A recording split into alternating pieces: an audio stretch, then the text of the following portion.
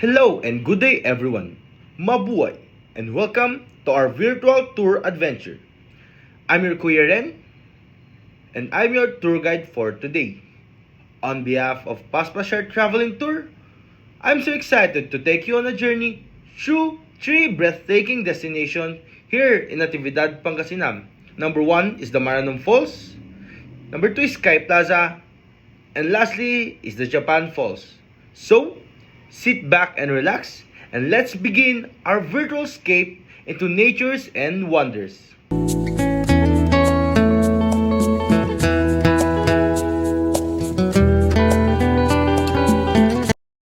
So before we begin, I will show you how to go in Natividad, Pangasinan.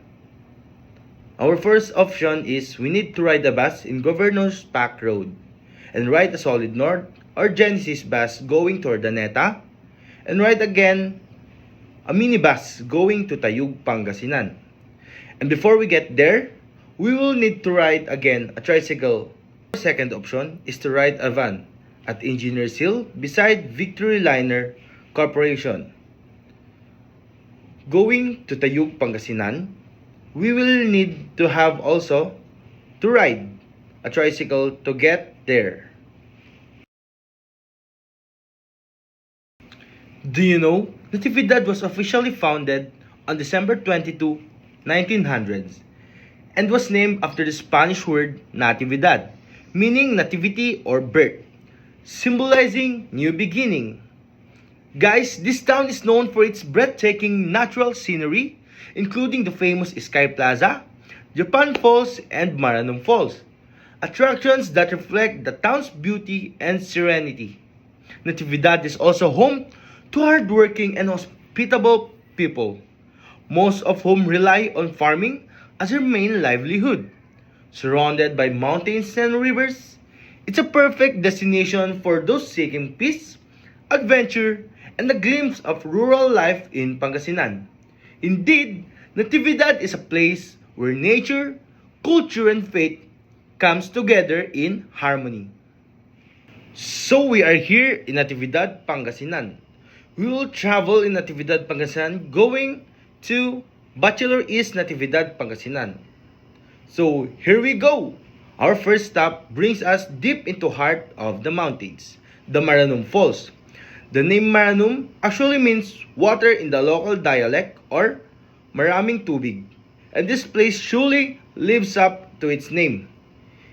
Hidden within verdant forest, the falls cascade gracefully into a clear basin surrounded by moss-covered rocks.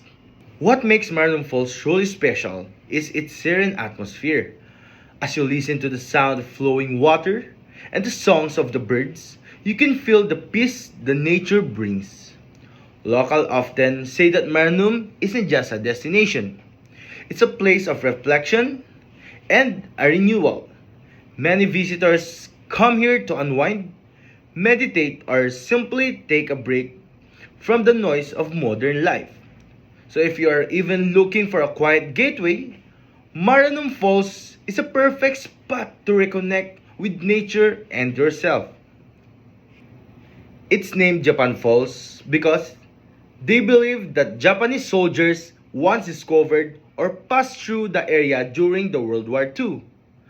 The falls themselves are sight to behold, twin streams of water gently cascading down a mossy cliff into crystal clear pools. The cool mist refreshes every visitor who comes near, and the surrounding forest gives a mysterious yet peaceful ambience. Many locals enjoy picnicking here, while others take a refreshing dip in the cold, clean water, nature's own spa. So our last destination, from the peaceful waterfalls, we now rise above the clouds at our next step. Our next stop is the Sky Plaza. Perched on a hilltop, Sky Plaza offers one of the most spectacular panoramic views in the entire province. Imagine standing at the edge of the viewing deck, feeling the cool mountain breeze as you look over rolling hills, green valleys, and tiny village below. At sunrise, the whole place turns golden, while the sunset, The skies glow with shades of pink and orange. Sky Plaza is also known for its spiritual and cultural significance. At the top, you'll find a large cross symbolizing peace and faith. Also, they call it the Christ the Redeemer. Local often hike here for prayer, reflection, or even just to enjoy the calming beauty of the highlands. Whether you are a nature lover or a hiker, or just someone seeking peace, Sky Plaza gives you that feeling of being on the top of the world. And that concludes our virtual journey through Maranam Falls, Sky Plaza, and Japan Falls.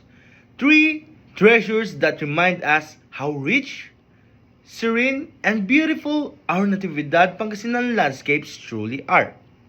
Thank you for joining me on this virtual adventure. Until our next trip, this is your Kuya Ren on behalf of Paspa Share Travel, reminding you to keep exploring, keep discovering, and keep appreciating the wonders of nature. Maraming salamat po and see you on our next virtual tour.